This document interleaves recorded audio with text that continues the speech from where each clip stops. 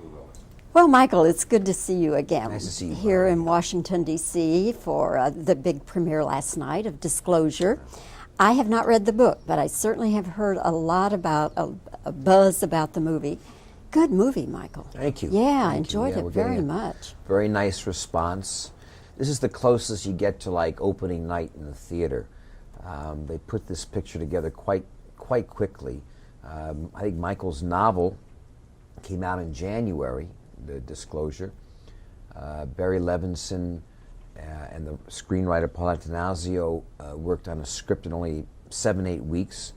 We were filming in June. We didn't finish till like August. So here we are, beginning of December, with the picture out already. So it's been exciting. The theme of it, of course, is sexual harassment, only this time it's the man who is filing for sexual harassment. Forgive me, I always say harassment instead of... Harassment? Yeah, did you That's have all a right. discussion about how... No, we didn't, but it's funny talking to different interviewers depending on what part of the country you come from. Some people say harassment, some say harassment. I think the film is that's one part of it. I think the film is really about corporate politics and corporate intrigue and the infighting that goes on. And, my character is a computer engineer, computer designer living in Seattle, good quality of life between his job and his family. And meets an old girlfriend who comes up, who ultimately ends up sort of taking his job. And in an effort for them to kind of get together, she sort of wants to catch up on what's going on and catch up on old times like they used to be. And he puts her off, and through this rejection of putting her off, she initially accuses him of sexual harassment, and then he has to respond. And it's an interesting issue, and I think it's handled well, and we're getting a good response. You are listed in Entertainment Magazine as one of the 100 most powerful people in Hollywood. So you're number 40, what is it, 49? Oh, really? Yes. You don't know about this? No, I don't follow those polls. There's no truth to them whatsoever, except to fulfill other people's fantasies of who's powerful and who's not. But we'll move up the ranks anyway. But the point is that if there's any place in the world where the power and politics are prevalent, it's Hollywood. True. And you have been fighting that game and playing that game for a long time. A long time. No, it's true. What's the secret? Good material. I just always have wedded my decisions on the material I did on projects that I loved. Emotionally loved, so I was led by my emotions. And because I have a producing background, after I emotionally felt strong about a project, I just made sure that it structurally was sound. So as an actor, I look still at the movie first, not my part. And I like to be in good movies. Sometimes you don't necessarily have the best part. The Gordon Gekko parts of Wall Street don't come along that often. But I like to choose good films.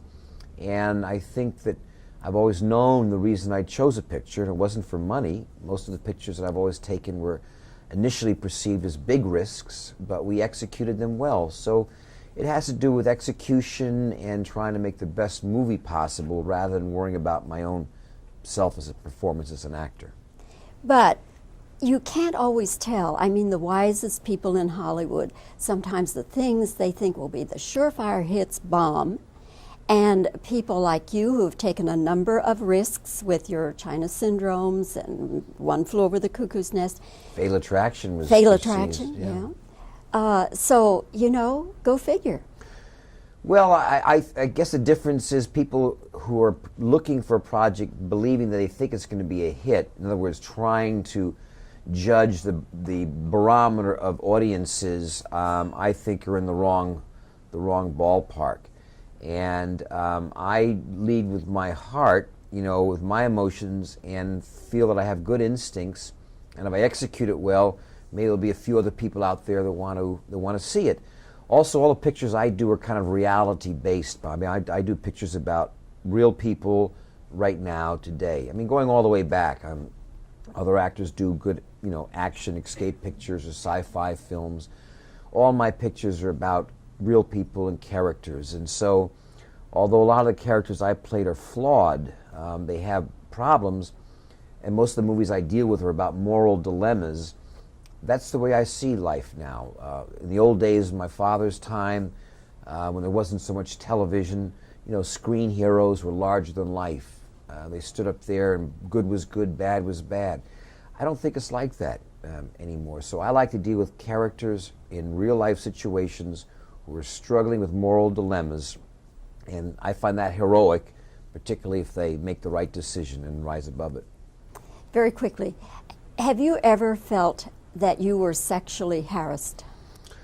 No, I haven't. Although I have witnessed scenes in our business. I'm thinking on both sides. A lot of poor actresses have been harassed in terms of the famous casting couch and what goes on that end. And on the other end, I've seen actresses who promoted relationships with directors while they're making movies to try to control the way that they will be seen on the screen. Doesn't happen often, but it has happened on occasion. Michael, as always, it's good to see you, and congratulations. I think Disclosure will be a big hit. Thanks, It's Bobby. just a very entertaining picture. Well, nice to see you again. And provocative.